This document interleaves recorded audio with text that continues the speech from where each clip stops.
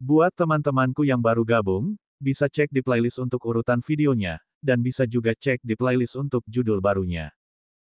Bab 2843, Pertarungan Hebat Melawan Dewa Surgawi Tingkat ke-6. Jadi begitulah adanya. Hahaha, saya harap ketika Lord God King makan daging, kita juga bisa minum sup. Seorang pria besar dari Akademi Iblis Unik tertawa. Para ahli dari Kintian Starfield sebenarnya telah membentuk aliansi dengan para iblis dari Northern Wilderness Demon Field. Mereka akan menyerang keturunan para dewa kuno. Lu Ming terkejut ketika mendengar berita itu. Lu Ming tidak pernah menduga hal seperti itu akan terjadi. Setelah mendengar berita itu, hal pertama yang terpikir oleh Lu Ming adalah segera kembali ke suku keturunan dewa kuno dan memberi tahu mereka. Keturunan dewa kuno telah tinggal di sini sejak zaman kuno. Mereka berdiri jauh dari dunia.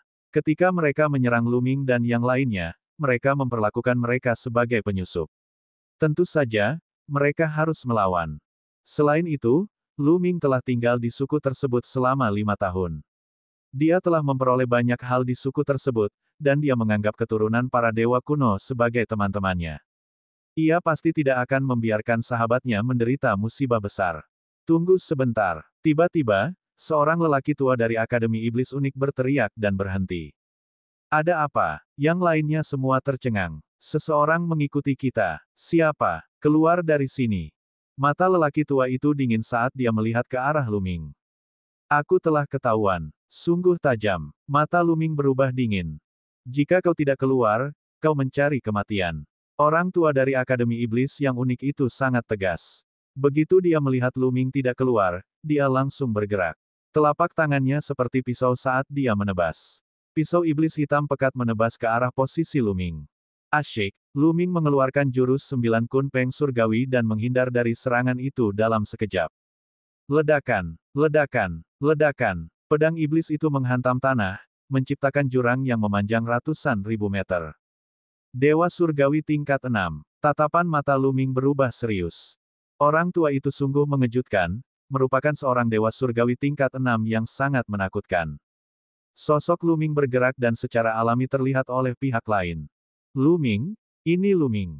Itu anak kecil. Total ada 5 orang dari Akademi Iblis Unik, dan semuanya memperlihatkan niat membunuh yang dingin. Tentu saja, ada ekspresi terkejut di mata mereka. Mereka tidak menyangka akan bertemu Lu Ming di sini. Hahaha, aku sudah benar-benar kehabisan tenaga mencari kemana-mana, tetapi aku menemukannya tanpa usaha apapun. Jadi bocah ini ada di sini. Aku akan membunuhnya dan mengklaim penghargaan dari Raja Surgawi. Tidak, jangan bunuh dia dulu. Lumpuhkan dia dulu. Aku akan melakukannya. Seorang lelaki kekar maju beberapa langkah dan berubah menjadi kilatan cahaya pedang, menyerbu ke arah Lu Ming. Orang ini secara mengejutkan memiliki kultivasi Dewa Surgawi tingkat ke-5. Jika 50 tahun yang lalu, Lu Ming hanya bisa berbalik dan lari jika dia bertemu dengan pembangkit tenaga Dewa Surgawi tingkat ke-5. Namun, Lu Ming tidak lagi sama seperti sebelumnya. Ledakan. Lu Ming terus memicu formula pertempuran. Sekarang, formula pertempuran itu telah melipat gandakan kekuatan tempurnya. Lu Ming telah mengolahnya hingga tingkat keberhasilan sepertiga. Setelah beberapa saat, Lu Ming berhasil memicunya. Pembunuhan bulan. Lu Ming mengayunkan tombak panjangnya dan cahaya tombak berbentuk bulan sabit menyapu keluar. Ledakan. Kedua belah pihak saling bertabrakan. Cahaya tombak berbentuk bulan sabit itu bergetar hebat dan hancur. Sosok Lu Ming mundur dengan cepat. Akan tetapi, meskipun Lu Ming mundur dengan cepat, dia berhasil menghalangi gerakan pihak lawan. Apa? Semua orang di Akademi Iblis Unik terkejut. Lu Ming benar-benar berhasil memblokir serangan Dewa Surgawi tingkat ke-5. Lu Ming benar-benar memiliki kekuatan tempur seperti itu. Anak ini, mata mereka dipenuhi dengan keterkejutan yang mendalam. Bocah, mati saja. Ketika lelaki kekar itu melihat bahwa Lu Ming benar-benar menghalangi gerakannya, dia terkejut. Dengan niat membunuh yang ganas, dia menyerang Lu Ming. Pedang iblis hitam pekat itu menyapu puluhan ribu mil dan menebas Lu Ming. Berdengung, berdengung. Lu Ming menggunakan jurus 9 kunpeng surgawi dan menghindari serangan lawannya dengan beberapa gerakan menghindar. Alih-alih maju, ia malah mundur dan menyerang pria paruh baya itu. Bola-bola. Lu Ming mengirimkan transmisi suara ke Qiu Qiu dan kemudian melontarkan pukulan. Qiu telah berubah menjadi gelang di tangan Lu Ming. Pada saat ini, gelang itu dipenuhi dengan kilatan petir yang menyilaukan. Kilatan petir setebal lengan meledak dari pergelangan tangan Lu Ming dan melesat ke arah pria paruh baya itu. Trik kecil, gagal. Pria paruh baya itu tidak peduli. Dia menebas dengan pedangnya, mencoba untuk menghentikan petir itu. Tidak bagus, hati-hati. Indra spiritual lelaki tua itu tajam, dan ia menyadari bahwa petir itu tidak biasa. Ia memperingatkan dengan keras, tetapi sudah terlambat. Wah, petir tersebut langsung menghancurkan cahaya pedang lawan dan membombardir tubuh lawan. Pihak lain langsung terlempar. Seluruh tubuhnya hangus hitam, dan dia sudah menghembuskan napas lebih banyak daripada menghirupnya. Dengan kultivasi Qiu saat ini, tidaklah sulit untuk membunuh Dewa Surgawi tingkat kelima saat lengah. Brengsek, ayo kita serang bersama dan lumpuhkan bocah nakal ini. Ketika keempat orang yang tersisa dari Akademi Iblis Unik melihat pemandangan ini, mereka semua meraung dan mengeluarkan niat membunuh yang dingin. Mereka tidak bergerak lebih awal karena pria parubaya itu saja sudah cukup untuk membunuh Lu Ming. Mereka tidak perlu melakukan apapun. Mereka tidak pernah menyangka bahwa kekuatan Lu Ming akan begitu mengerikan. Keempatnya yang tersisa menyerang Lu Ming, masing-masing memancarkan aura yang kuat. Dua Dewa Surgawi tingkat ke-6 dan dua Dewa Surgawi tingkat ke-5. Mata Lu Ming menyipit. Kekuatan pihak lain telah melampaui imajinasinya. Ayo pergi. Lu Ming berbalik dan pergi. Kau ingin lari. Tidak ada yang bisa menyelamatkanmu hari ini. Bunuh. Keempat ahli dari Akademi Iblis Unik mengejar Lu Ming dengan kecepatan yang mencengangkan. Khususnya, dua ahli Dewa Surgawi tingkat 6 telah mengembangkan keterampilan surgawi tipe kecepatan. Selain itu, penguasaan mereka lebih tinggi dari Lu Ming dan kecepatan mereka lebih cepat dari Lu Ming. Mereka dengan cepat menutup jarak di antara mereka. Siapa bilang aku mencalonkan diri? Lu Ming bergumam dalam hatinya, matanya berbinar penuh kebijaksanaan. Dia tidak pernah berpikir untuk melarikan diri sejak awal. Sebaliknya, dia berencana untuk menghabisi semua musuh. Dengan kekuatannya saat ini dan kerja sama Qiu, itu bukan hal yang mustahil. Qiu, aku serahkan orang tua itu padamu. Biarkan dia sibuk. Lu Ming mengirimkan transmisi suara ke Qiu. Jangan khawatir, serahkan saja padaku. Suara Qiu terdengar. Pergi. Lu Ming melambaikan tangannya dan Qiu terbang ke arah lelaki tua itu dengan kecepatan tinggi. Kemudian berubah menjadi bola logam besar. Dua pedang keluar dari tubuhnya dan menebas dengan liar ke arah lelaki tua itu. Mati saja makhluk metalik itu. Orang tua itu berteriak marah dan menebas dengan pedang iblisnya, ingin membunuh Qiu. Namun, keduanya terus bertabrakan. Serangannya diblokir oleh Qiu. Pada saat yang sama, dalam pertempuran Qiu, petir akan dilepaskan dari waktu ke waktu, membuat pihak lain tidak mungkin untuk bertahan. Dengan kekuatan Qiu saat ini, jika dia mengerahkan seluruh kekuatannya, itu akan cukup untuk melawan eksistensi Dewa Surgawi tingkat ke-6. Kalian pergi saja dan bunuh bocah nakal itu. Orang tua itu meraung.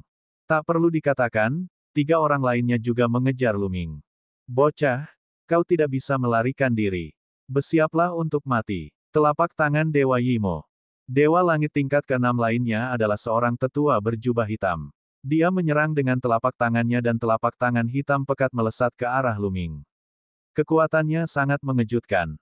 Fenomena naga surgawi, pemotongan bulan. Lu Ming menggeram dan langsung menggunakan dua jurus pamungkasnya, teknik materialisasi naga suci dan tiga serangan apokaliptik. Bab 2844 bersiap untuk pertempuran. Mengaum. Seekor naga surgawi bercakar 9 yang besar muncul dan menyerang sesepuh berjubah hitam. Pada saat yang sama, cahaya tombak berbentuk bulan sabit juga menebas sesepuh berjubah hitam. Ledakan. Naga surgawi bercakar 9 dan cahaya tombak berbentuk bulan sabit menghantam jejak telapak tangan hitam, menyebabkan ledakan dahsyat dan guncangan di saat yang bersamaan. Kaca. Wah. Dharma naga surgawi bercakar 9 dan cahaya tombak berbentuk bulan sabit hancur hampir bersamaan. Kekuatan telapak tangan yang mengerikan melonjak keluar dan menghantam Lu Ming. Lu Ming mengerang dan mundur. Retakan muncul di baju besi Crimson Gold yang melindungi tubuhnya. Lu Ming memuntahkan seteguk darah. Dengan kultivasi Lu Ming saat ini, ia dapat melawan Dewa Surgawi tingkat 4 dalam pertempuran hebat dalam keadaan normal. Namun, masih ada celah besar antara dirinya dan Dewa Surgawi tingkat 6. Sekarang, mari kita lihat metode apa lagi yang kamu punya. Mati saja. Tetua berjubah hitam itu bicara dengan dingin dan memimpin dua Dewa Surgawi tingkat kelima untuk terus menyerang ke arah Luming. Luming memacu kecepatannya hingga batas maksimal. Selain tubuh dewa kunonya, ia menggunakan segala cara untuk melawan, tetapi sia-sia. Ia masih terluka parah dan terus memuntahkan darah. Nak, aku ingin melumpuhkanmu, tapi sekarang aku berubah pikiran. Aku akan membunuhmu. Tetua berjubah hitam itu mencibir. Jarak antara dia dan Luming kurang dari 100 mil. Bagi orang-orang dengan kultivasi seperti mereka, 100 mil tidak ada bedanya dengan 1 meter. Dia menebas dengan pedangnya, ingin membunuh Luming. Sekarang, mata Luming berkedip dengan cahaya dingin. Dia telah menunggu kesempatan ini. Tetua berjubah hitam itu sudah merasa tenang. Ia pikir hanya ini yang bisa dilakukan Luming. Kenyataannya, fakta bahwa dewa sejati tingkat 8 dapat meledak dengan kekuatan tempur seperti itu telah mengejutkan tetua berjubah hitam dan yang lainnya. Mereka tidak berpikir bahwa Luming punya cara lain. Luming menunggu pihak lain bersikap santai dan meremehkannya. Kalau tidak, bahkan jika dia menggunakan tubuh dewa kunonya sejak awal, dia mungkin tidak akan mampu membunuh ahli dewa surgawi tingkat ke-6. Yang diinginkannya adalah tertangkap basah dan membunuh dalam satu pukulan. Pada saat ini, Luming mengedarkan taktik dewa kuno. Tubuhnya mengembang dan dia berubah menjadi dewa kuno berbaju hijau. Ini adalah keturunan dewa kuno. Mustahil. Bagaimana mungkin dia keturunan dewa kuno? Petik 2. Tetua berjubah hitam dan dua orang lainnya tercengang. Mereka tidak akan begitu terkejut bahkan jika Luming menggunakan cara lain. Namun, bukankah Luming berasal dari zona bintang surga Qin? Bagaimana dia bisa menjadi dewa kuno? Mereka tercengang, dan momen keterkejutan inilah yang menentukan hidup dan mati mereka. Pembunuhan bulan. Luming meraung dan mengayunkan tombaknya. Cahaya tombak yang besar menyapu ke arah sesepuh berjubah hitam. Ah! Pihak lain meraung dan akhirnya bereaksi. Sudah terlambat untuk menghindar. Aduh! Tetua berjubah hitam dibunuh oleh Luming. Seorang dewa surgawi tingkat 6 dibunuh oleh Luming dengan satu tembakan dalam keadaan meremehkan dan kebingungan. Setelah itu, dua dewa surgawi tingkat kelima akhirnya bereaksi dan mundur dengan cepat. Namun, bagaimana mungkin Luming membiarkan mereka pergi? Tombak panjang itu menekan dan menyerang mereka berdua. Ketika Luming menggunakan tubuh dewa kunonya, kekuatan tempurnya cukup untuk melawan dewa surgawi tingkat 6. Tentu saja, tidak akan sulit baginya untuk menghadapi dewa surgawi tingkat 5. Selain itu, pihak lain juga panik dan tidak berniat untuk bertarung, dia malah diremukkan oleh Luming. Mengaum, Luming tingginya 100 meter. Ia mendongak dan meraung seperti dewa kuno yang telah terlahir kembali. Kekuatan dewa kuno yang mengerikan memenuhi udara, membuat mereka berdua gemetar ketakutan. Wah, salah satu di antaranya tersapu oleh tombak panjang Luming dan langsung meledak di udara. Membantu, sisa dari pembangkit tenaga dewa surgawi tingkat kelima hampir ketakutan saat dia bergegas menuju lelaki tua yang sedang bertarung dengan Qiu dengan sekuat tenaga. Bagaimana ini bisa terjadi? Orang tua itu juga gemetar ketakutan. Pemandangan ini benar-benar di luar dugaannya. Dia ceroboh dan hampir tertebas oleh Qiu, jadi dia buru-buru menangkisnya. Mati, suara dingin Luming terdengar. Sosoknya yang besar tampak mengikuti tombak panjang itu, berubah menjadi sinar tombak dan menusuk keluar. Aduh, dewa langit tingkat kelima itu ditusuk oleh tombak Luming dan ditikamkan ke udara. Dengan cara ini, hanya lelaki tua tadi yang tersisa. Sialan, tersesat. Orang tua itu hampir mati ketakutan. Dia dengan panik menyerang Qiu, ingin memaksa Qiu mundur dan melarikan diri. Namun, tubuh Qiu bagaikan logam cair. Selalu berubah, aneh, dan tak terduga. Kemampuannya untuk menjerat orang bahkan lebih kuat dari kecakapan bertarungnya, dan menjerat lelaki tua itu dengan kuat. Pada saat ini, Luming telah tiba. Aku akan mengantarmu pulang. Luming mengayunkan tombak panjangnya dan bergabung dengan Qiu untuk mengepung lelaki tua itu. Tidak ada lagi ketegangan dalam pertempuran ini. Terlepas dari apakah itu Qiu atau Luming, mereka dapat melawan lelaki tua itu sendirian. Dengan mereka berdua bergabung, nasib lelaki tua itu sudah ditentukan. Lelaki tua itu menahan lebih dari 10 gerakan dengan sekuat tenaga. Akhirnya, Qiu Qiu memanfaatkan kesempatan itu dan sambaran petir menyambar bagian atas tengkoraknya. Kemudian, Lu Ming mengayunkan tombaknya dan membunuh lelaki tua itu sepenuhnya. Ayo, kita berangkat. Lu Ming menyimpan cincin penyimpanan milik kelima orang dari Akademi Iblis Unik dan segera meninggalkan tempat itu bersama Qiu Qiu. Lu Ming harus bergegas kembali ke suku keturunan Dewa Kuno untuk memberitahu mereka tentang berita tersebut. Dari informasi yang baru saja dipahaminya, Lu Ming sampai pada suatu kesimpulan. Pintu keluar belum dibuka. Lu Ming menuju selatan dan akhirnya kembali ke suku ke-8 setelah 7 hari. Lu Ming kembali. Kembalinya Lu Ming menyebabkan keributan. Lu Ming, kau akhirnya kembali. Haha, sepertinya kau sudah menjadi lebih kuat. Jika terus seperti ini, aku khawatir aku tidak akan bisa menandingimu untuk waktu yang lama. Ketika Gu Hongshan melihat Lu Ming, dia menepuk bahu Lu Ming dan tertawa. Dia tampak lega. Dia sangat khawatir tentang perjalanan Lu Ming ke padang iblis hutan belantara utara. Hati Lu Ming terasa hangat. Dia segera berkata, di mana pemimpin klan? Aku punya sesuatu yang penting untuk dibicarakan dengan pemimpin klan. Ada urusan penting. Ikut aku. Gu Hongshan mengangguk dan membawa Lu Ming masuk ke dalam suku. Tak lama kemudian, mereka melihat kepala suku ke-8 di sebuah rumah batu besar. Pemimpin suku ke-8 tersenyum, Lu Ming, kamu bilang ada sesuatu yang mendesak untuk diceritakan kepadaku. Ada apa? Ketua klan, aku menemukan rahasia besar di wilayah iblis hutan belantara utara. Orang luar telah bersekutu dengan monster dan iblis dari wilayah iblis hutan belantara utara dan menyerang 10 suku bersama-sama. Lu Ming menceritakan kepadanya berita yang didengarnya secara rinci. Apa? Patriark suku ke-8, Gu Hongshan, dan yang lainnya semuanya terkejut. Lu Ming, apakah yang kamu katakan benar? Pemimpin suku ke-8 berkata dengan ekspresi serius. Itu benar sekali. Saya mendengarnya dari beberapa orang luar. Kata Lu Ming. Cepat, sebarkan berita ini ke 9 suku lainnya. Juga, panggil kembali semua anggota klan yang telah berlatih di luar dan bersiap untuk bertempur. Pemimpin suku ke-8 sangat tegas dan segera memberikan perintah. Ya, Gu Hongshan dan petinggi lainnya menerima perintah itu dan pergi untuk membuat pengaturan. Bab 2845, Raja Iblis. Setelah itu, Lu Ming juga mundur. Ketika 9 suku keturunan Dewa Kuno lainnya menerima berita itu, mereka pun bersiap untuk berperang. Mereka mengumpulkan semua anggota suku yang kuat yang telah pergi berperang dan mendirikan lapisan pertahanan di sekitar suku tersebut. Para iblis di dataran iblis utara yang terpencil itu sangat menakutkan dan kuat.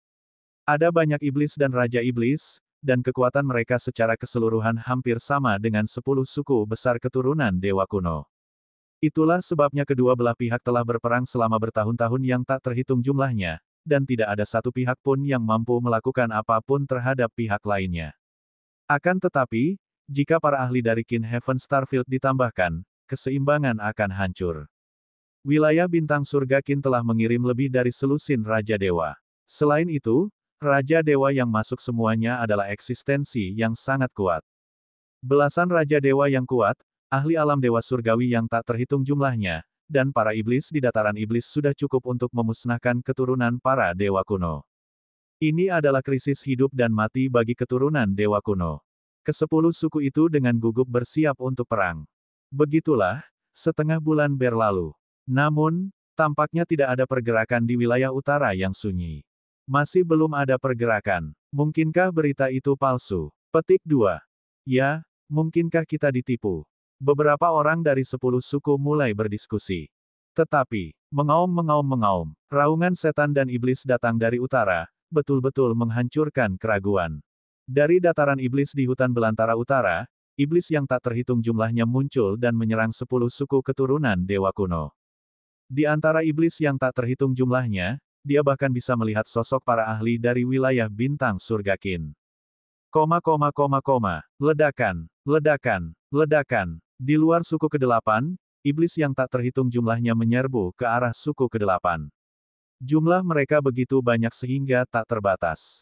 Jumlah iblis itu bahkan lebih banyak daripada jumlah iblis yang menyerang markas klan Jiwa Es beberapa dekade lalu. Mengaum, mengaum. Beberapa suara gemuruh yang menggetarkan bumi terdengar dari belakang pasukan ras monster dan ras iblis. Beberapa makhluk besar muncul di kehampaan di kejauhan, tetapi tekanan mereka yang mengerikan membuat semua orang merasa terengah-engah.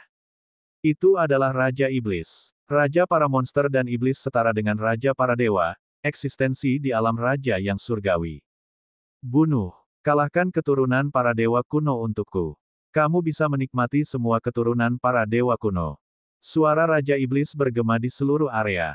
Dikatakan bahwa selama iblis melahap keturunan dewa kuno dan menyatu dengan garis keturunan dewa kuno, maka ia akan mampu mengembangkan kecerdasan. Para iblis yang telah memperoleh kecerdasan di padang iblis belantara utara telah melahap keturunan para dewa kuno. Tidak mengherankan bahwa kali ini, para iblis akan bergabung dengan para ahli dari Kin Heaven Starfield. Mereka telah saling menguntungkan. Para iblis ingin melahap keturunan para dewa kuno, sedangkan para ahli sistem bintang surga Kin menginginkan harta karun para keturunan para dewa kuno. Ledakan, ledakan, ledakan, mengaum, mengaum. Setan yang tak terhitung jumlahnya meraung dan menyerang suku ke-8 dengan mata merah. Bunuh, bunuh semua iblis ini. Para prajurit dari suku ke-8 berteriak. Mereka berdiri di tembok kota, mengeluarkan busur dan anak panah mereka. Kekuatan anak panah ini sungguh mengejutkan. Beberapa iblis yang lebih kuat tertusuk oleh anak panah dan tertancap di tanah. Namun, jumlah iblis tidak terbatas. Mereka terus berdatangan seperti air pasang. Tak lama kemudian, kedua belah pihak terlibat dalam pertempuran jarak dekat. Semua keturunan dewa kuno yang dapat berubah menjadi tubuh dewa kuno melakukannya. Di tembok kota suku ke-8, sosok-sosok tinggi dan agung muncul satu demi satu. Mereka meraung ke langit dan melambaikan segala macam senjata, bertarung melawan para iblis. Luming berubah menjadi tubuh dewa kuno sekaligus. Dia menusukkan tombaknya terus-menerus, membunuh iblis satu demi satu. Mengaum, mengaum, raungan yang menggetarkan bumi bergema. Raja iblis yang jahat telah bergerak. Ia melesat dari langit dengan aura mengerikan yang menyelimuti langit dan bumi. Itu sangat mengerikan. Membunuh. Beberapa sosok juga bergegas keluar dari suku ke-8. Masing-masing dari mereka tingginya lebih dari 100 meter. Mereka adalah Raja Dewa dari suku ke-8. Raja-raja dewa dari kedua belah pihak terlibat dalam pertempuran yang mengerikan di langit. Sulit untuk menentukan pemenangnya saat mereka bertarung. Namun, tak lama kemudian, muncullah sesosok seukuran manusia biasa dari kejauhan. Ia melangkah di udara dan memancarkan tekanan dahsyat. God King yang lain. Raja Dewa Akademi Iblis yang unik. Mata Luming menyipit. Luming sangat mengenal Raja Dewa ini.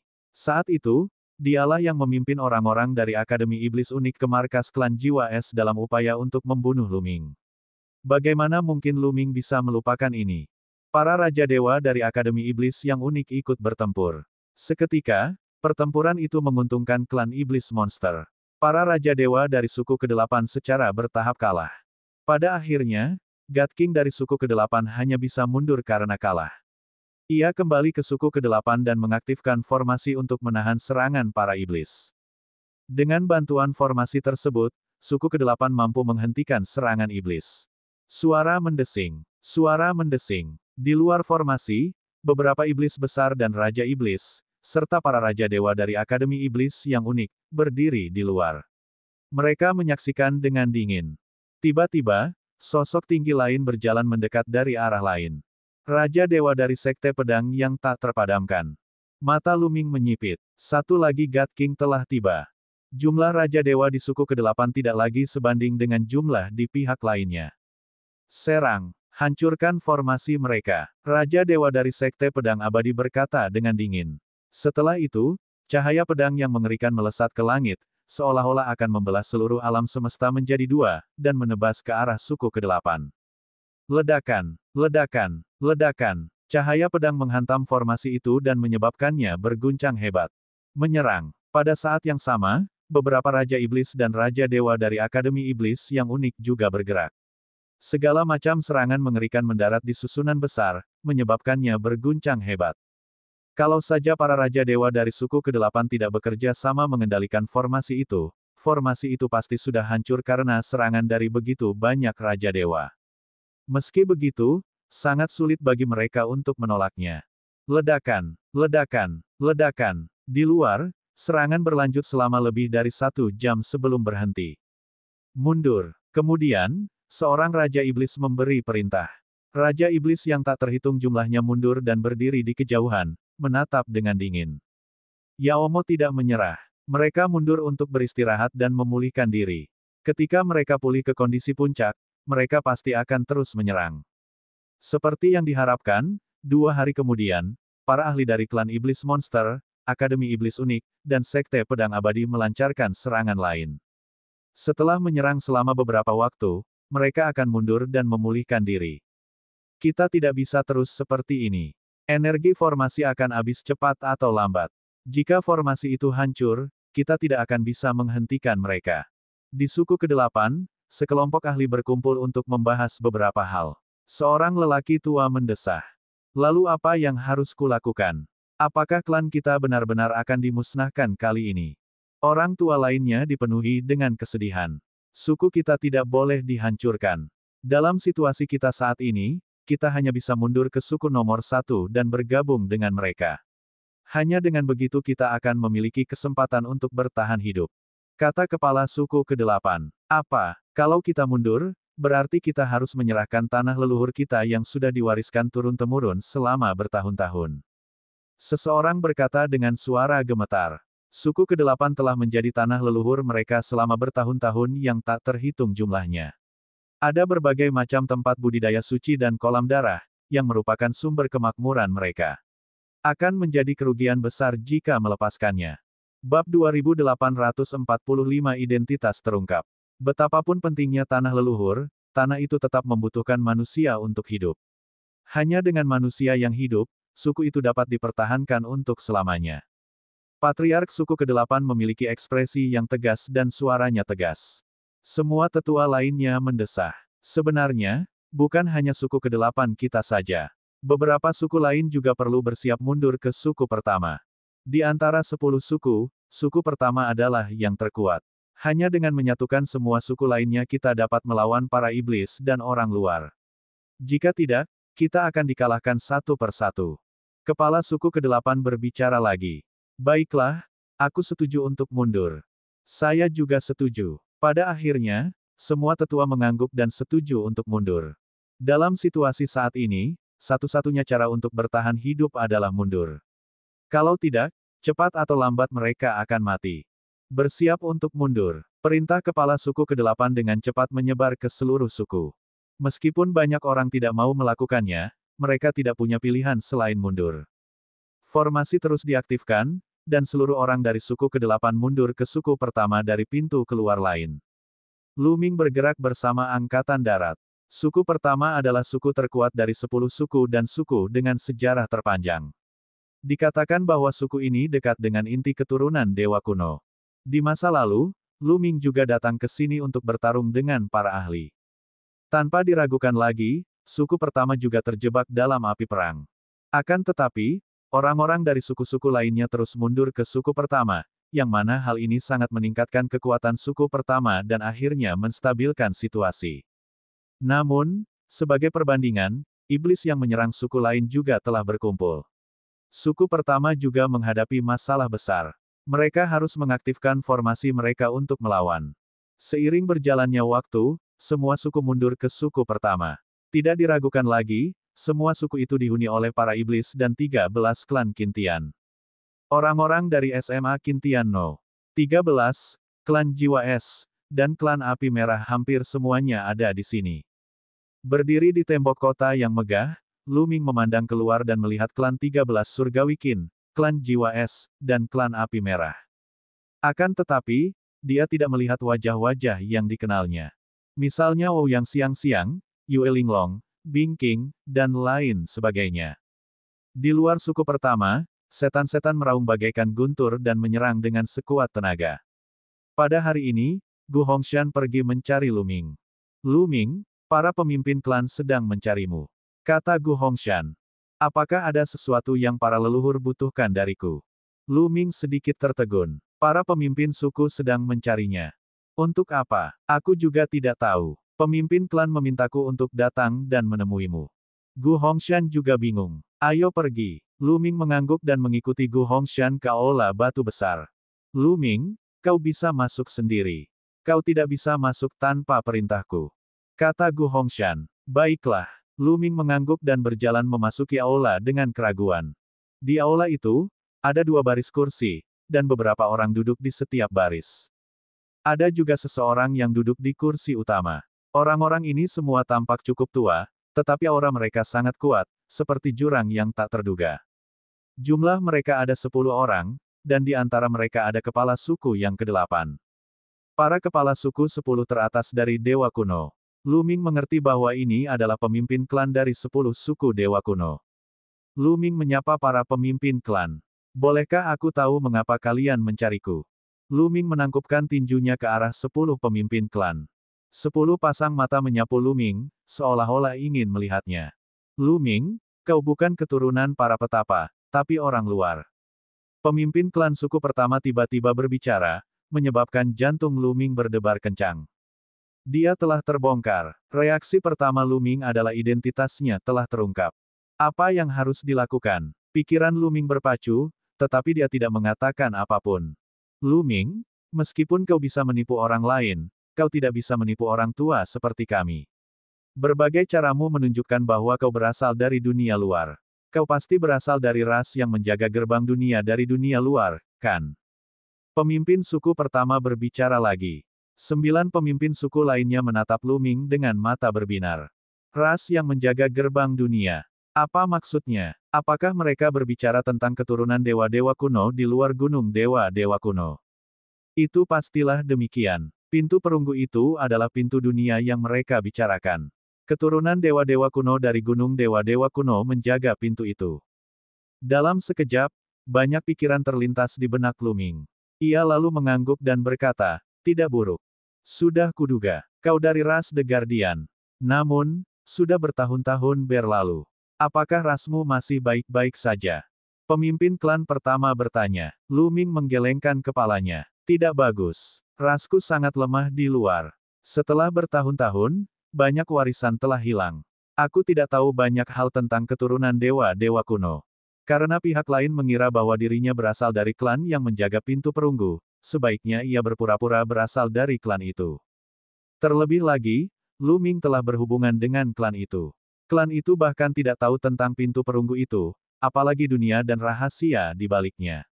Jelas, sudah terlalu banyak waktu berlalu dan banyak hal dari klan itu telah hilang. Tidak heran. Namun, bagaimanapun juga, sudah lama sekali. Sungguh suatu kebetulan bahwa klanmu masih ada. 10 pemimpin klan mengangguk setuju dengan pernyataan Lu Ming. Selain ras itu, siapa lagi yang bisa memadatkan hati Dewa Kuno?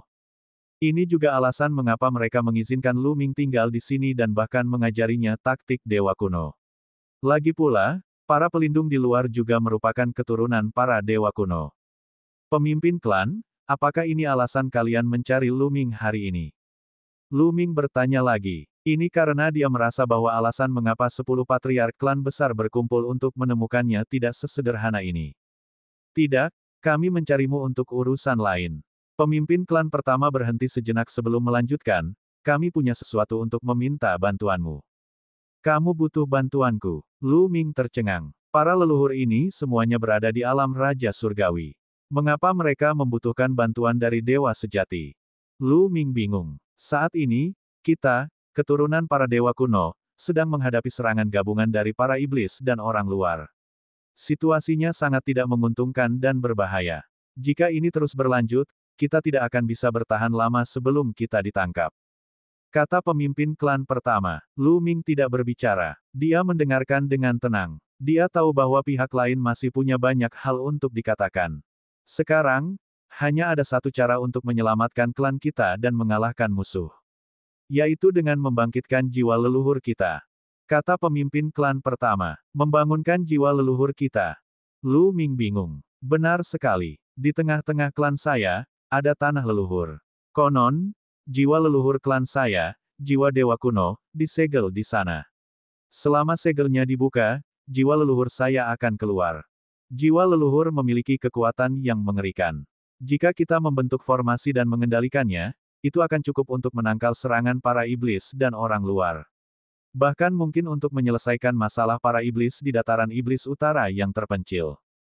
Kata pemimpin klan pertama. Bab 2847 Peti Mati Tembaga Ungu. Para senior, apa yang kalian ingin aku lakukan? Hanya dengan begitu aku bisa melepaskan jiwa leluhur. Lu Ming bertanya. Jiwa leluhur disegel di altar perunggu di tanah leluhur. Altar perunggu ini tenggelam ke kedalaman danau iblis. Danau iblis memiliki kekuatan misterius. Semakin kuat kultivasi, semakin kuat kekuatan penolakan. Semakin lemah kultivasi, semakin lemah kekuatan penolakan.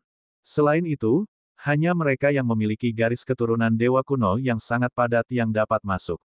Dari zaman kuno hingga sekarang, tidak ada seorang pun dari keturunan dewa kuno yang mampu melangkah ke dasar danau iblis dan melepaskan jiwa leluhur kita. Adapun kamu membangkitkan tubuh dewa kuno berbaju hijau segera setelah kamu terbangun. Ini belum pernah terjadi sebelumnya dalam sejarah keturunan para dewa kuno. Hanya kamu yang bisa memasuki dasar danau iblis, menghancurkan segel, dan melepaskan jiwa leluhur kita. Pemimpin klan pertama menjelaskan secara rinci. Lu Ming akhirnya mengerti. Ternyata tanah leluhur keturunan dewa-dewa kuno berada di danau iblis. Orang-orang dengan basis kultivasi yang berbeda akan mengalami kekuatan penolakan yang berbeda ketika mereka memasuki danau iblis. Semakin kuat kultivasi seseorang, semakin kuat pula daya tolaknya. Tidak heran jika bahkan seorang raja dewa pun tidak dapat melakukannya dan harus datang ke Lu Ming. Para leluhur, saya dapat pergi ke tanah leluhur dan melepaskan jiwa leluhur saya, tetapi jika saya cukup beruntung untuk berhasil, Anda harus menyetujui satu syarat saya. Lu Ming berkata setelah berpikir sejenak. Kondisi apa? Pemimpin klan pertama bertanya. Sejujurnya, aku sebenarnya mengenal beberapa teman di dunia luar. Beberapa teman juga telah datang ke dunia ini. Syaratku adalah jika aku melepaskan jiwa leluhurku, kamu harus berjanji untuk tidak menyakiti teman-temanku. Kata Lu Ming. Dia masih khawatir tentang Ouyang Xiangxiang, Yue Linglong, dan yang lainnya. Itu mudah. Seperti apa rupa teman-temanmu? Kami akan membiarkan mereka pergi begitu kami melihatnya. Tidak buruk. Ke-10 pemimpin klan itu mengangguk. Ini masalah kecil bagi mereka. Terima kasih banyak kepada semua pemimpin klan. Lu Ming menangkupkan tinjunya sebagai ucapan terima kasih. Kemudian, ia mengeluarkan jimat giok dan menggambarkan penampilan serta temperamen Ouyang Xiangxiang, Yue Linglong, Wu Zifeng, An Hai, dan yang lainnya. Ia kemudian menyerahkannya kepada 10 pemimpin klan. Baiklah, Lu Ming, ikutlah dengan kami. Pemimpin klan pertama berdiri lebih dulu dan berjalan menuju bagian belakang aula batu. Lu Ming dan yang lainnya mengikuti. Setelah melewati jalan rahasia, mereka tiba di tanah tandus. Lu Ming, teruslah berjalan di sepanjang tanah tandus ini.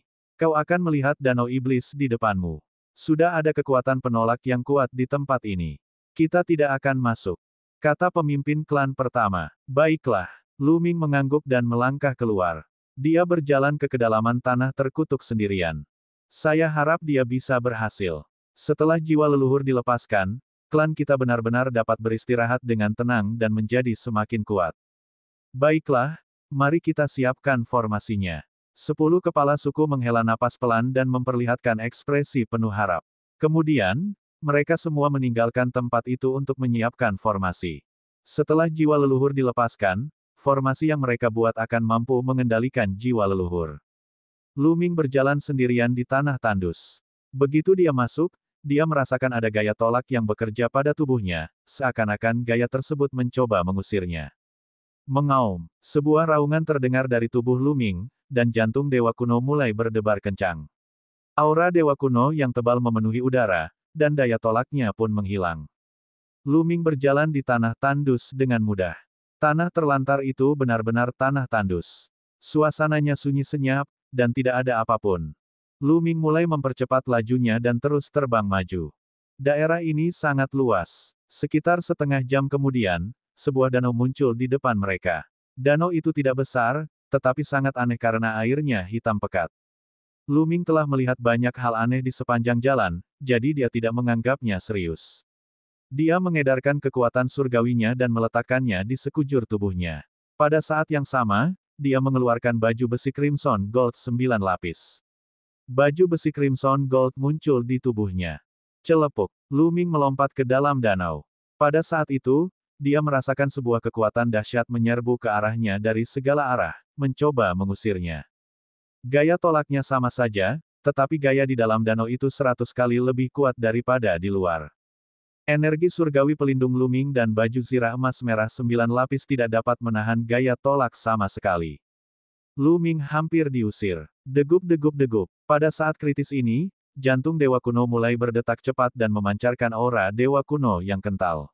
Begitu aura Dewa Kuno dilepaskan, kekuatan eksternal melemah drastis, membuat Luming nyaris tak mampu menahannya. Turun. Jantung Luming berdebar kencang. Ia menyesuaikan tubuhnya dan menyelam ke dalam danau. Semakin dalam Luming menyelam, semakin kuat pula gaya tolak di dasar danau. Setelah menyelam beberapa ribu meter, daya tolaknya telah mencapai tingkat yang mengejutkan. Bahkan aura hati Dewa Kuno tidak dapat menahannya. Taktik Dewa Kuno. Pada saat itu, Luming menggunakan taktik Dewa Kuno. Tubuhnya dengan cepat mengembang dan berubah menjadi tubuh Dewa Kuno. Setelah berubah menjadi tubuh Dewa Kuno, daya tahan Luming meningkat pesat. Dia memblokir gaya tolak di sekitarnya dan mulai menyelam lebih cepat. Danau iblis itu sangat dalam. Luming menyelam hingga 8.000 meter sebelum akhirnya mencapai dasar danau. Sebuah altar perunggu. Luming merenung. Di dasar danau itu gelap gulita. Bahkan jika Luming mengedarkan kekuatan surgawinya, ia hanya dapat melihat beberapa puluh meter jauhnya. Ia harus mencarinya perlahan-lahan. Luming segera mulai mencari di dasar danau. Dia mencari lebih dari 1 jam, tetapi dia tetap tidak menemukan apapun. Mengapa tidak? Luming mengerutkan kening. Dia menahan amarahnya dan terus mencari. Tiba-tiba, mata Luming berbinar. Ia melihat seberkas cahaya di depannya. Itu adalah cahaya logam. Luming sangat gembira. Mungkin dia telah menemukan altar perunggu. Luming melangkah maju. Namun, dia kecewa saat masuk. Itu bukan altar perunggu, tetapi peti mati perunggu. Ada peti mati tembaga ungu yang memancarkan cahaya redup. Peti mati itu tampak sangat tua dan kuno. Luming terdiam ketika menemukan peti mati tembaga ungu di dasar danau iblis. Saya ingin makan, saya ingin makan. Suara kiu-kiu terdengar. Ia benar-benar menerkam langsung ke peti mati tembaga ungu, membuka mulutnya, dan menggigit peti mati tembaga ungu itu. Kaca, suara logam pecah terdengar. Namun, yang pecah bukanlah peti mati tembaga ungu, melainkan gigi kiu-kiu. Gigi di mulut kiu-kiu hancur berkeping-keping di tanah.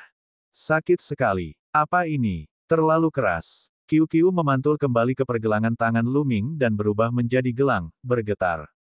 Luming terkejut. Luming tahu betul betapa bagusnya gigi kiu-kiu. Setiap logam yang jatuh ke mulutnya akan mengeluarkan suara berderak.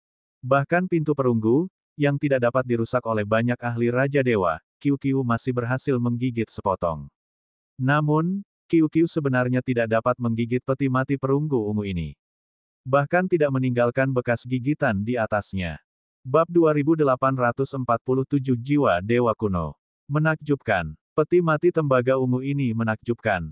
Luming mendesah dan matanya berbinar. Bahan peti mati tembaga ungu ini sungguh luar biasa, dan mungkin bahkan lebih baik daripada pintu perunggu. Siapa yang dimakamkan di peti mati tembaga ungu ini? Mungkinkah itu Dewa Kuno? Luming mulai berpikir. Namun, tidak ada jawaban. Aku tidak peduli. Karena aku sudah mengalaminya, aku akan menyingkirkannya terlebih dahulu dan mempelajarinya perlahan-lahan di masa mendatang. Luming membuat keputusannya. Para pembudidaya menentang kehendak surga. Tidak ada yang perlu ditakutkan. Karena itu adalah harta karun, mereka tidak dapat melewatkannya. Luming menguji peti mati itu. Tidak ada bahaya di dalamnya. Ia merasa lega. Ia memeluk peti mati perunggu ungu itu dengan kedua tangan, ingin meraihnya dan memasukkannya ke dalam cincin penyimpanannya. Namun, dia tidak bergerak sama sekali. Luming tidak bisa menggendongnya. Luming mempertahankan tubuh Dewa Kunonya. Dia begitu kuat sehingga dia bahkan dapat mengangkat pegunungan di alam semesta yang sunyi, apalagi peti mati perunggu. Akan tetapi, Luming mengerahkan segenap tenaganya namun ia tidak dapat menggendongnya. Aku akan menyimpannya di cincin penyimpananku. Luming merenung dan mengeluarkan sebuah cincin penyimpanan. Sebuah kekuatan hisap yang kuat muncul dan menyelimuti peti mati perunggu ungu itu. Asyik, peti mati tembaga ungu itu memang tersedot ke dalam cincin penyimpanan. Itu sukses. Lu Ming sangat gembira. Namun, sebelum dia sempat merayakannya, cincin penyimpanan itu malah mengeluarkan suara, kaca-kaca. Garis-garis retakan muncul di sana, lalu dengan suara keras, seluruh cincin penyimpanan itu meledak. Ledakan. Peti mati tembaga ungu mendarat di dasar danau lagi, menyebabkan danau bergetar hebat. Tekan, dia menghancurkan cincin penyimpanan. Lu Ming tercengang. Saat itu, ketika Lu Ming memperoleh bola cairan es itu mengandalkan kekuatan embun beku ekstrim untuk membekukan cincin penyimpanan dan menghancurkannya. Dan sekarang, beban peti mati tembaga ungu telah menghancurkan cincin penyimpanan.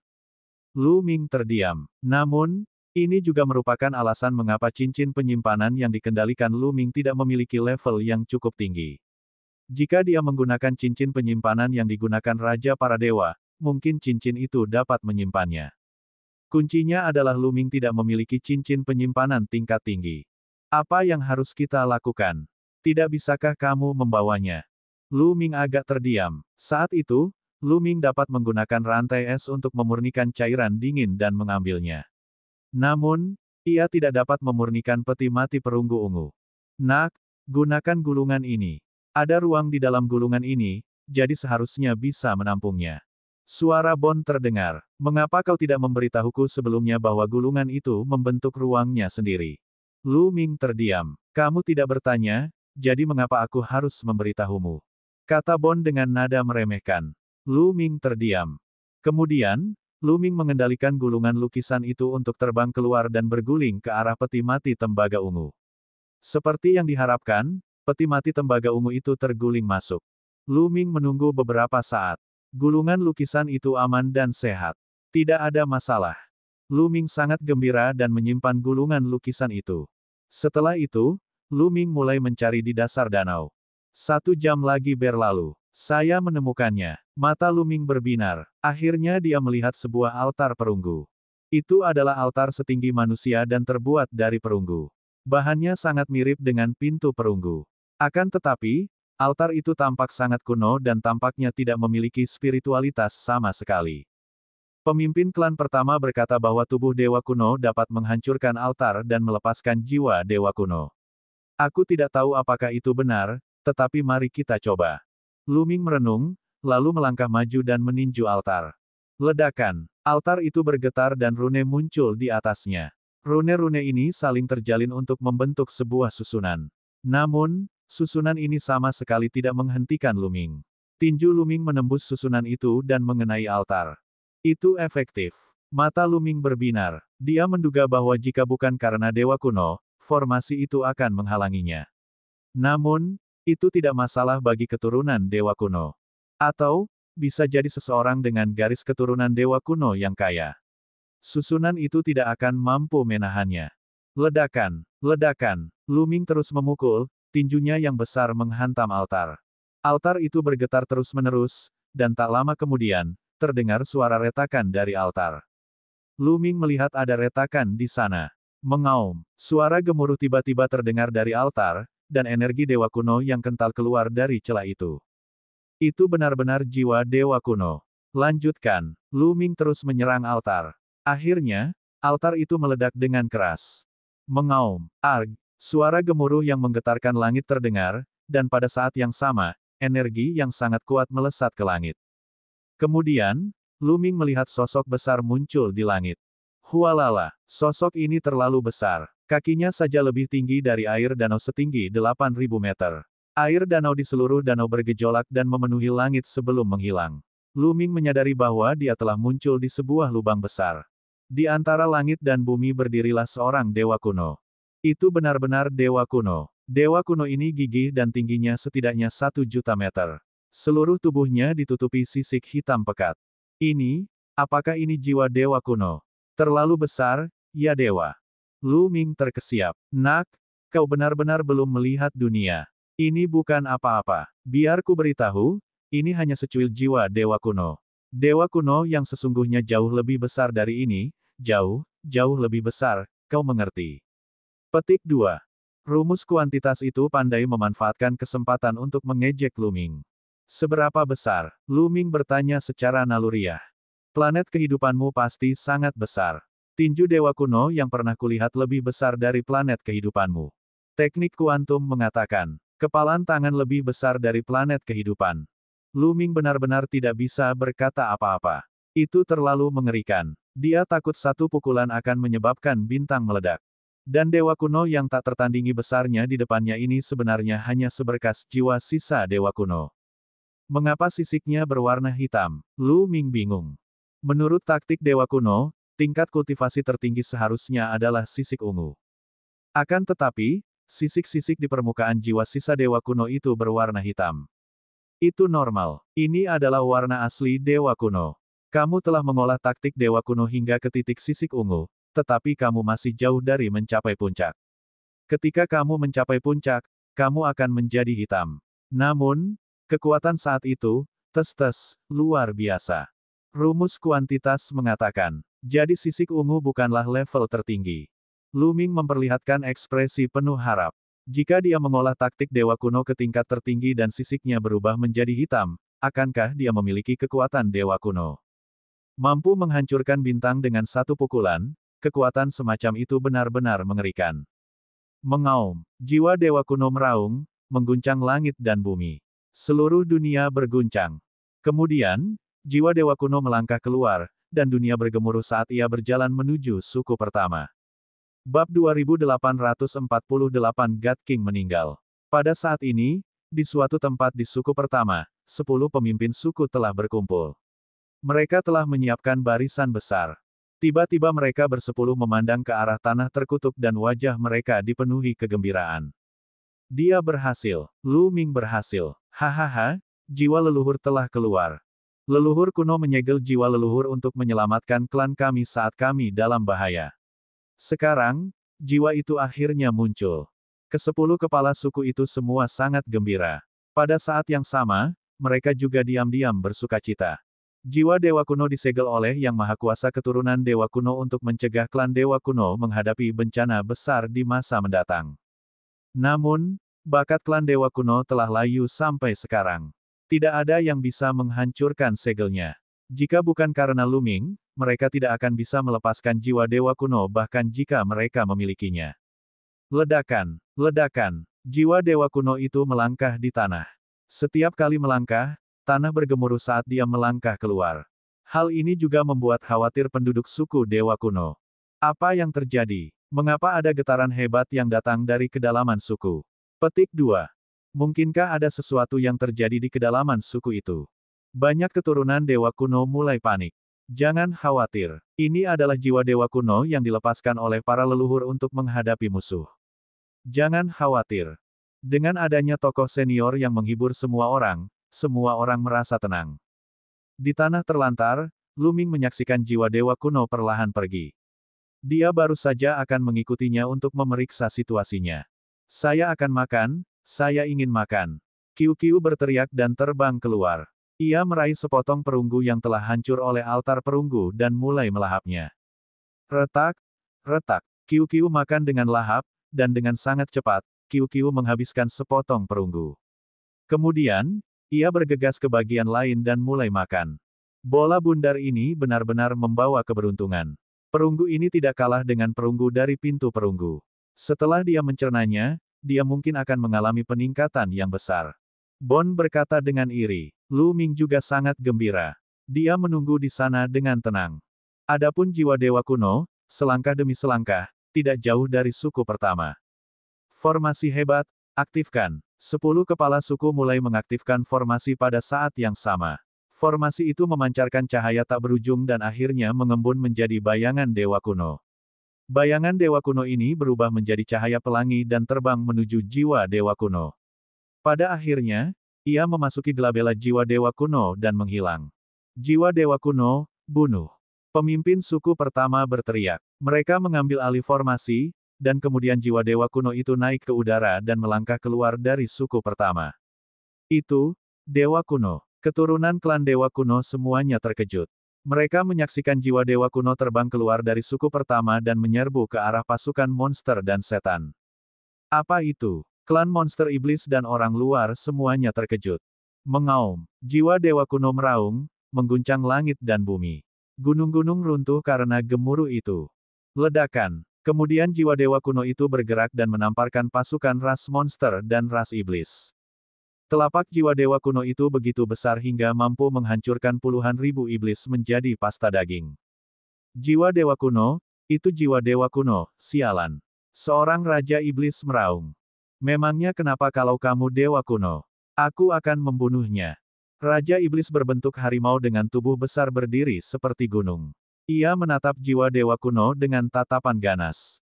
Asyik. Pada saat berikutnya, Raja Iblis berbentuk harimau menerkam langsung ke arah jiwa dewa kuno, membawa serta angin kencang yang tak berujung saat menyerang jiwa dewa kuno.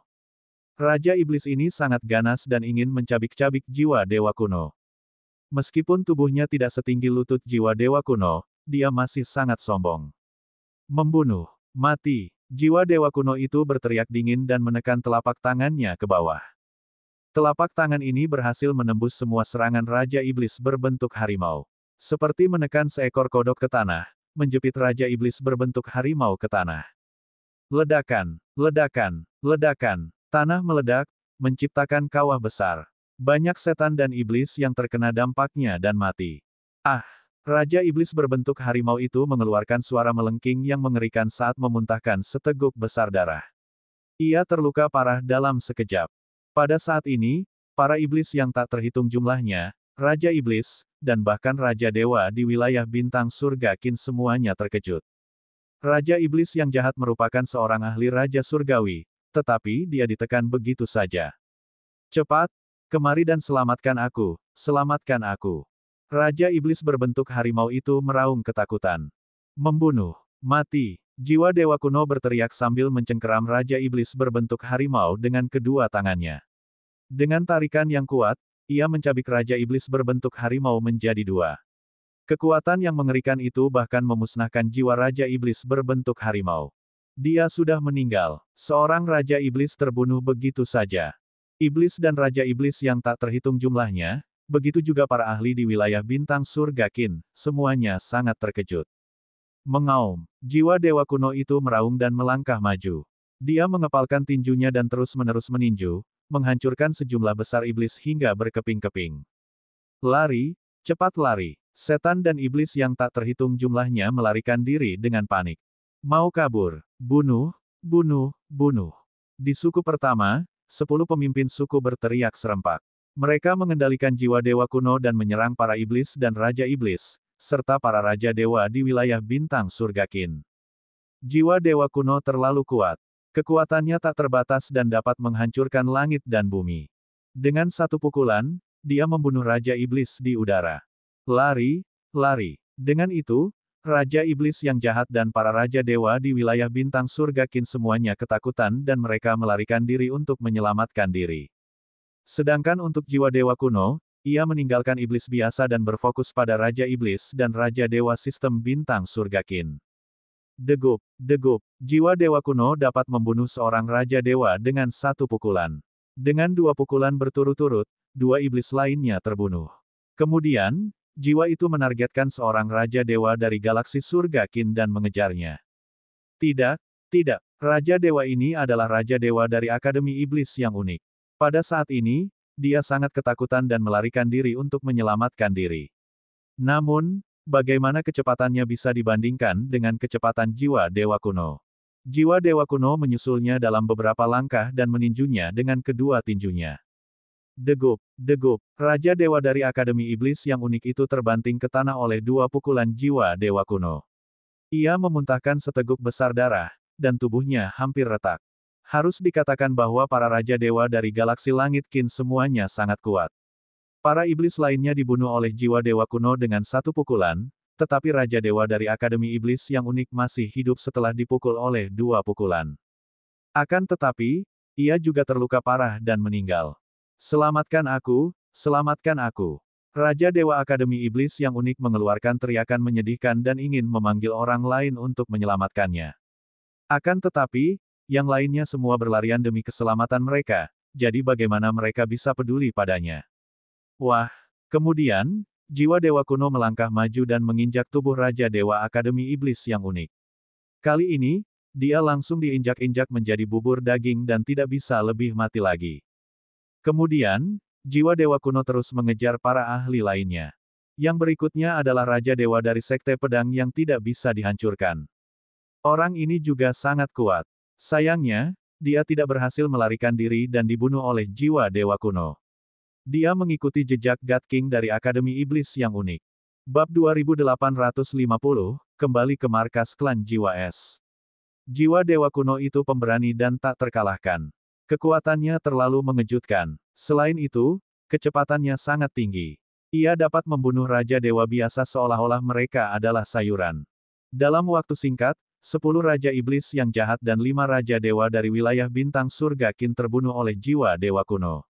Hasil pertempuran mereka dapat dikatakan cemerlang. Ledakan. Jiwa dewa kuno menyerang Raja Dewa lainnya. Orang ini adalah Raja Dewa dari klan Jiwa Es. Aku akan mati.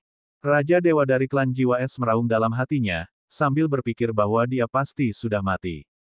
Namun, ketika jiwa dewa kuno tiba di depannya, ia tidak terus menyerang. Sebaliknya, ia meliriknya dengan dingin dan bergegas melewatinya. Kemudian, ia menyerang Raja Dewa dari suku Api Merah dan membunuhnya dalam beberapa gerakan. God King dari klan Jiwa Es telah lolos dari kematian. Dia berada di ambang kehancuran, tetapi dia juga sangat bingung. Mengapa jiwa dewa kuno tidak membunuhku? Aneh. Lupakan saja, mari kita mundur bersama anggota klan kita terlebih dahulu. God King dari klan Jiwa Es bersuka cita dalam hati. Ia kemudian memimpin beberapa anggota klan Jiwa Es dan segera meninggalkan tempat itu.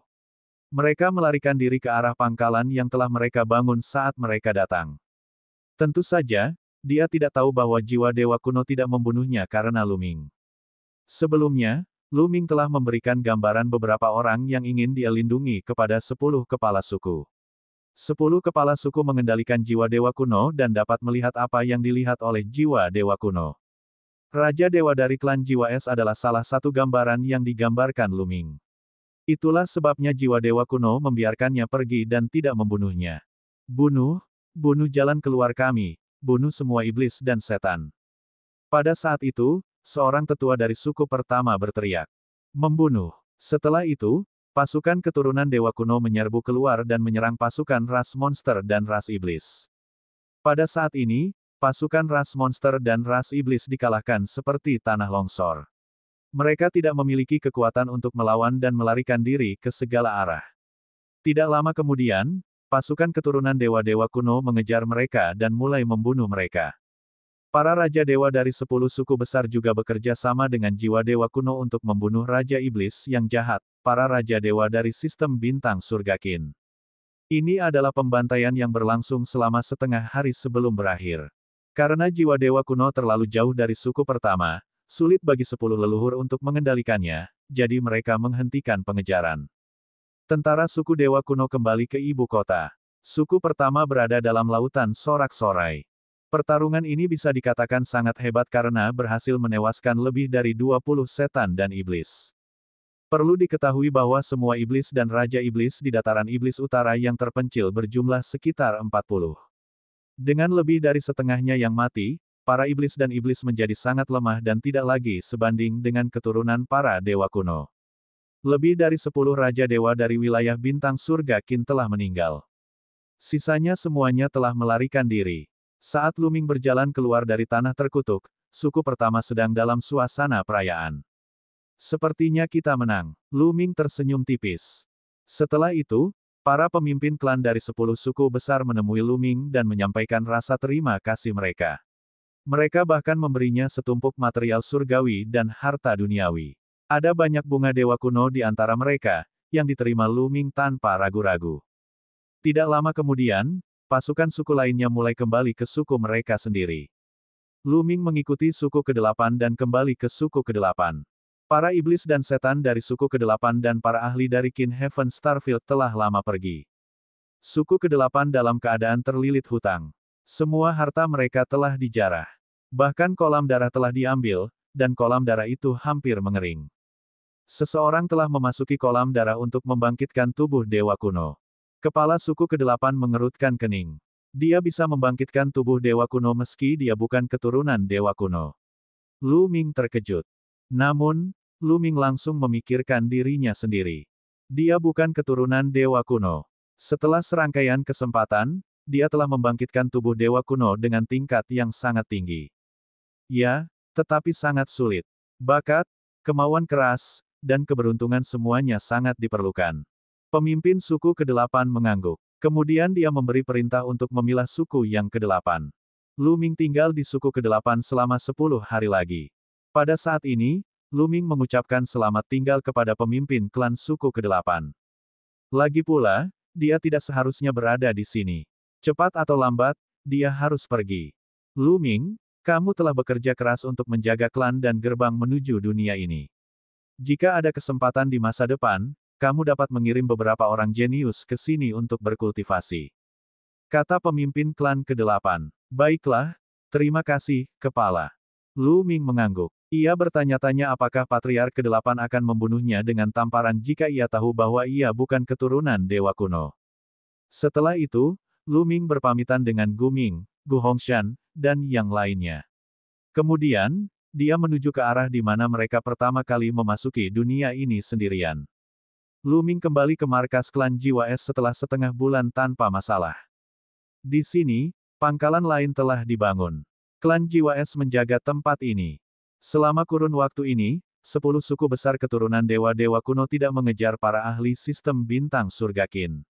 Selama kurun waktu ini, pasukan 10 suku besar menuju utara dan bertempur dengan sisa-sisa kekuatan iblis. Siapa ini? Seseorang berteriak begitu Lu Ming mendekat.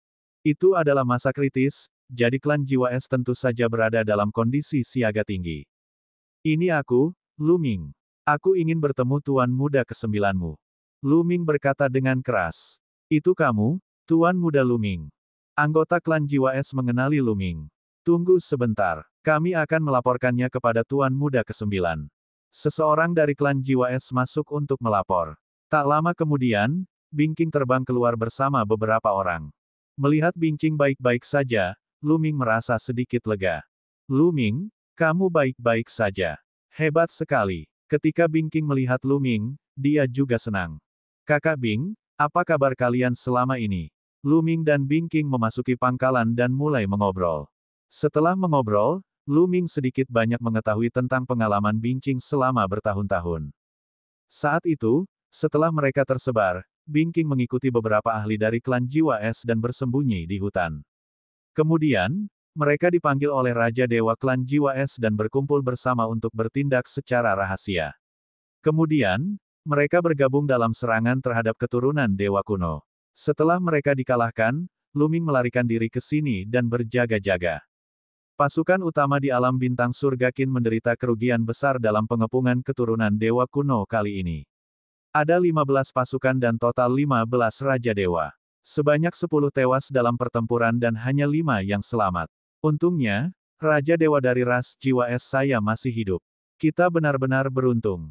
Bingking mendesah. Lu Ming tersenyum. Dia tahu itu dengan jelas di dalam hatinya dan tidak banyak bicara.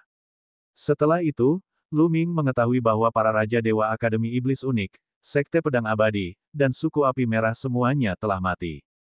Lu Ming mencibir dalam hatinya. Ini hanya untuk menarik perhatian. Lu Ming tidak akan melupakan dendam masa lalu mereka. Namun, meskipun faksi-faksi menderita kerugian besar kali ini, para penyintas juga memperoleh banyak keuntungan. Banyak dari mereka menyerang suku-suku keturunan Dewa Kuno dan memperoleh peluang besar. Kaisar Dewa Kuno melanjutkan. Kata Bingking. Kesempatan besar. Lu Ming bingung. Ya, beberapa orang sangat beruntung karena telah mengolah teknik rahasia keturunan Dewa Kuno, tubuh Dewa Kuno. Begitu mereka menggunakannya, mereka dapat berubah menjadi tubuh Dewa Kuno dan kekuatan mereka akan meningkat pesat. Bingking menjelaskan, matanya dipenuhi rasa iri. Bab 2851, pintunya terbuka. Apa? Seseorang telah mengolah tubuh Dewa Kuno.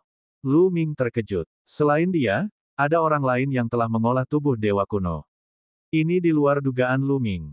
Benar sekali. Sejauh yang aku tahu, ada 4 orang yang telah mengolah tubuh Dewa Kuno. Ada putra dewa dari Sekte Pedang Abadi, putra suci dari Akademi Iblis yang unik, seorang jenius luar biasa dari suku Api Merah, dan saudara ketujuhku. Kata Bingking. Ada 4 orang yang telah mengolah tubuh Dewa Kuno. Lu Ming juga diam-diam merasa takjub. Lu Ming sangat menyadari kesulitan dalam memadatkan tubuh dewa kuno. Bahkan dia sendiri harus melalui serangkaian kebetulan, dengan bantuan rumus kuantitas dan iblis tulang sebelum akhirnya dia berhasil memadatkannya. Fakta bahwa mereka berempat mampu membentuk tubuh dewa kuno berarti mereka adalah yang terbaik dalam hal bakat, keberuntungan, dan kesempatan. Dari nama mereka, orang bisa tahu bahwa dua orang yang telah memadatkan tubuh dewa kuno, Akademi Iblis yang unik dan Sekte Pedang Abadi, keduanya berada di level Putra Dewa. Mereka yang bisa disebut Putra Dewa adalah orang-orang yang telah menguasai kekuatan dewa tingkat dewa. Pada saat yang sama, Lu Ming diam-diam menghela napas lega. Karena orang lain dapat memadatkan tubuh dewa kuno, dia tidak akan ragu menggunakan tubuh dewa kuno di masa mendatang.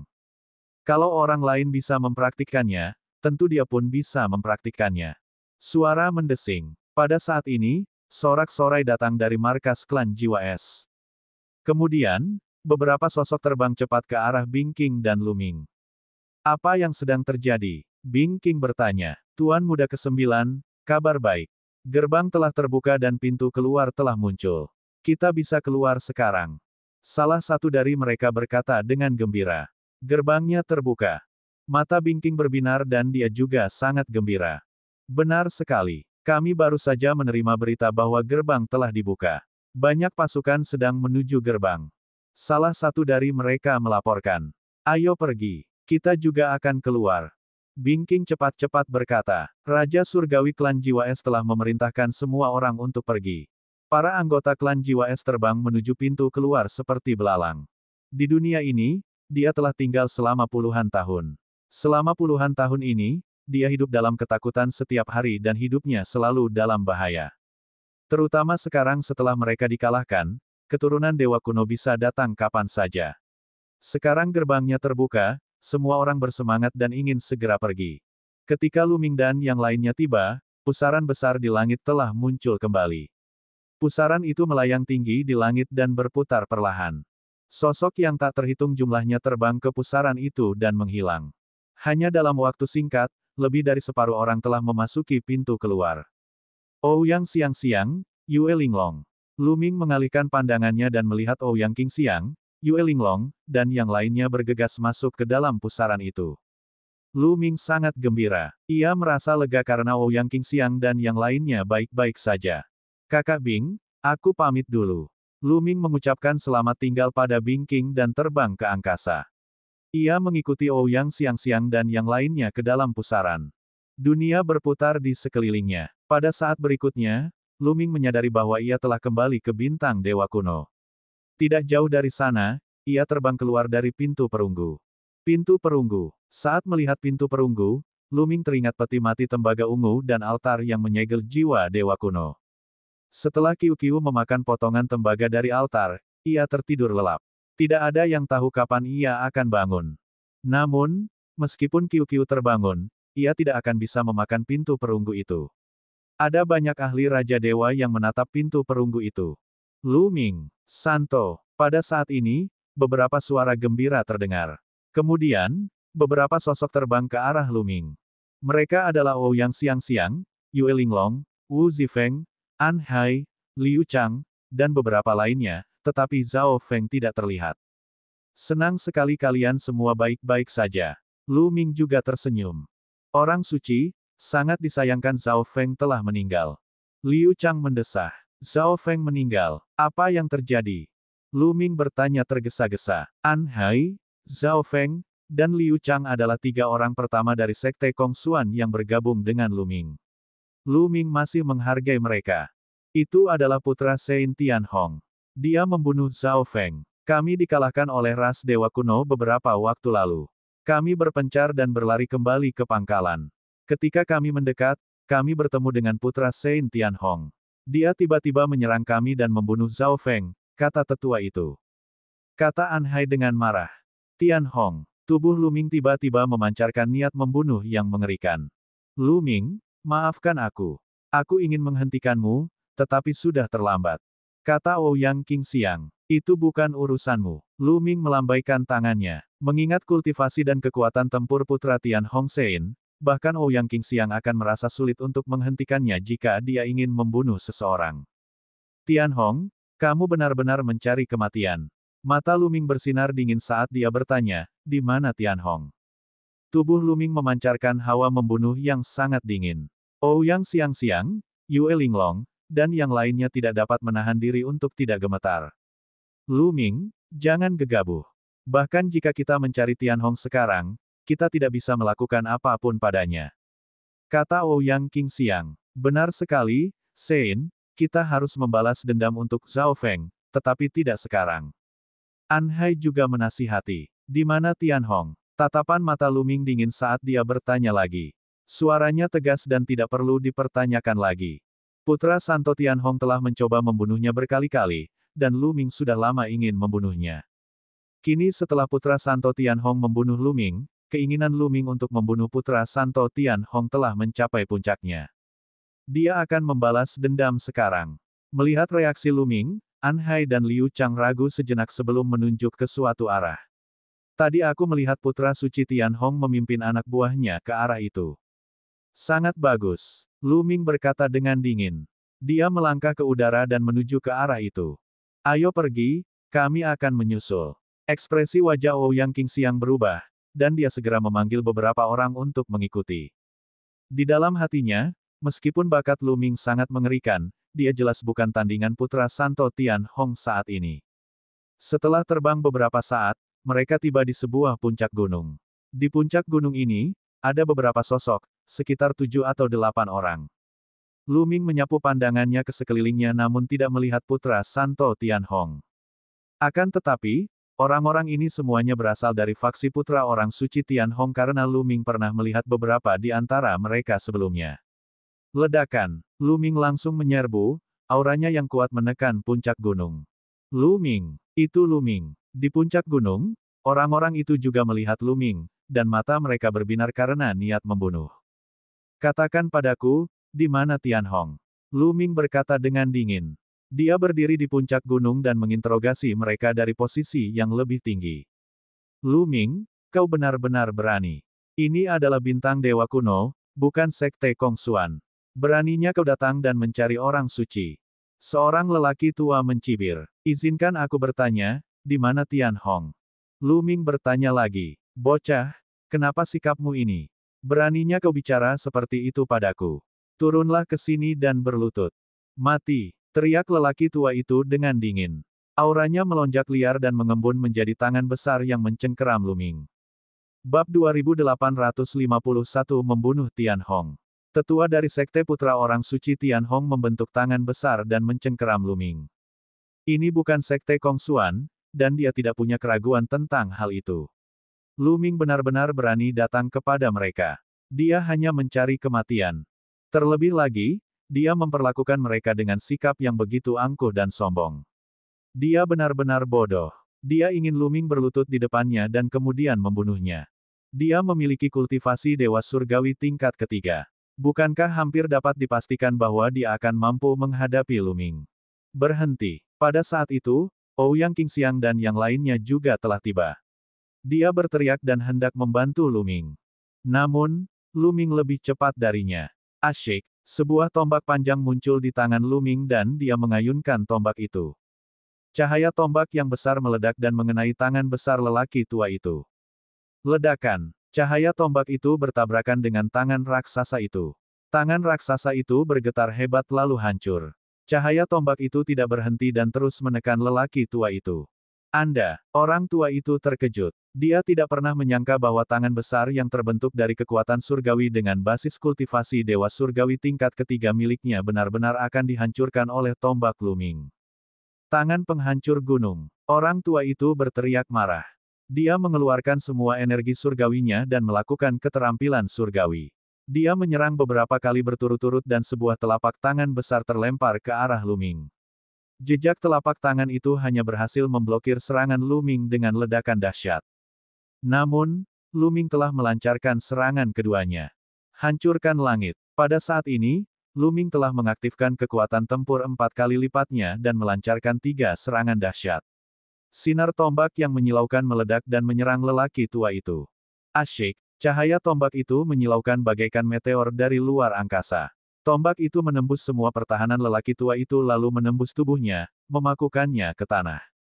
Ah! Lelaki tua itu tidak mati. Ia dipaku ke tanah oleh tombak panjang itu. Ia menjerit dengan sedih dan ketakutan. Pada saat yang sama, ia sangat terkejut. Dia mengerahkan seluruh kemampuannya, tetapi tidak sebanding dengan Lu Ming dan dihancurkan oleh Lu Ming. Apakah kemampuan Lu Ming sudah mencapai level ini? Yang lainnya, termasuk Ouyang Qingxiang dan yang lainnya, juga tercengang. Mereka jelas tidak menyangka Lu Ming begitu kuat. Adegan ini telah melampaui harapan mereka. Namun, Ouyang Qingxiang bereaksi cepat. Sosoknya melesat dan dia berdiri di puncak gunung. Aura kuat terpancar darinya dan menekan orang-orang lain dari Sekte Hong besar, menyebabkan mereka tidak berani bergerak.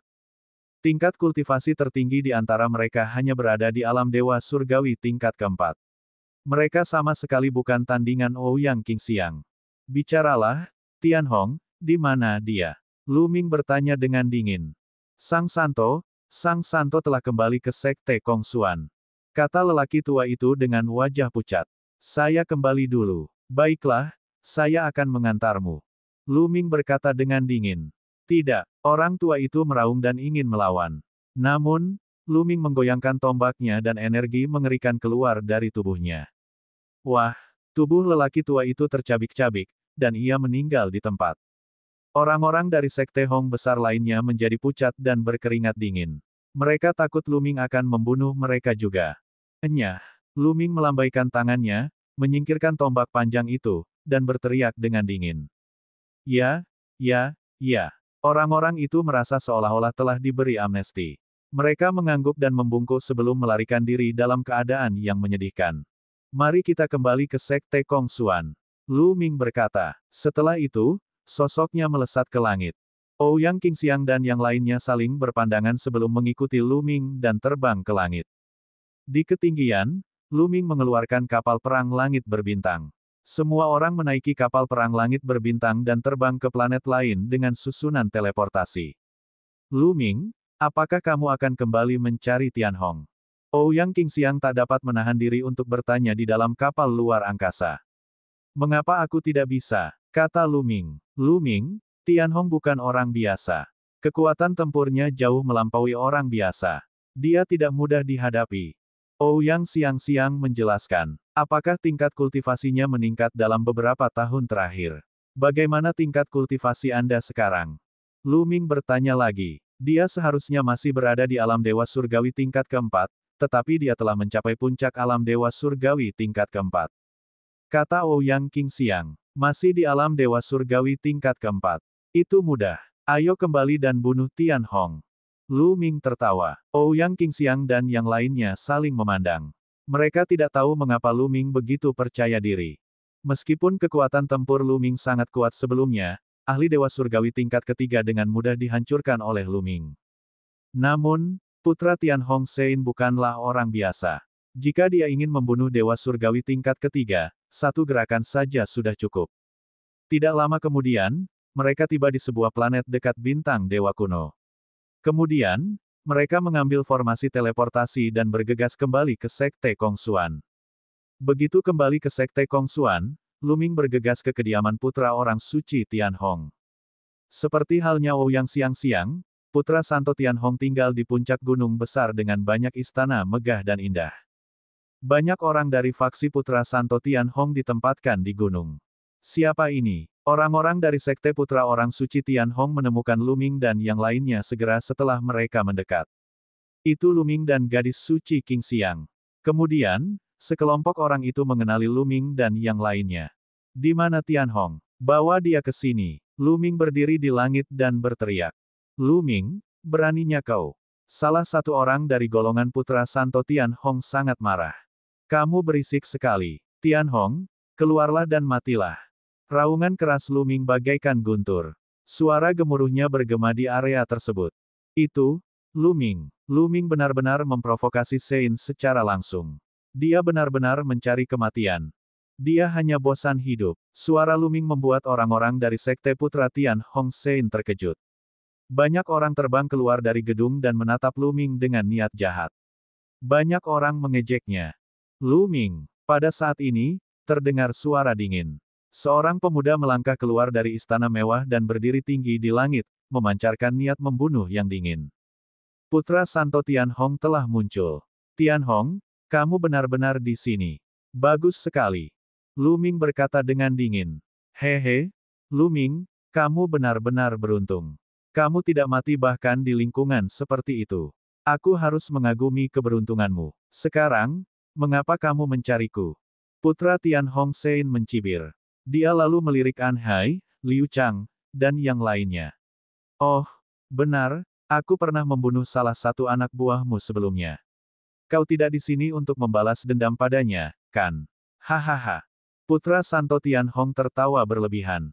Sekarang aku secara resmi menantangmu dalam pertarungan hidup dan mati. Beranikah kau menerima tantanganku? Lu Ming berbicara kata demi kata, suaranya menyebar jauh dan luas. Seluruh tempat menjadi sunyi. Semua orang menatap Lu Ming dengan bingung. Lu Ming benar-benar ingin menantang Putra Santo Tianhong untuk pertarungan hidup dan mati. Banyak orang mengira mereka salah dengar. Apa kultivasi Lu Ming? Dia hanya berada di alam dewa sejati. Dia menjadi orang suci hanya karena pemimpin sekte telah membuat pengecualian dan mempromosikannya. Sekarang, dia benar-benar akan menantang putra orang suci Tianhong untuk pertarungan hidup dan mati. Alam dewa yang sebenarnya, Lu Ming, jangan gegabah. Ouyang Qingxiang segera mengirimkan transmisi suara ke Lu Ming. Pada saat yang sama, Yue Linglong, Wu Zifeng, An Hai, dan yang lainnya juga mengirim transmisi suara kepada Lu Ming, menasihatinya agar tidak gegabah.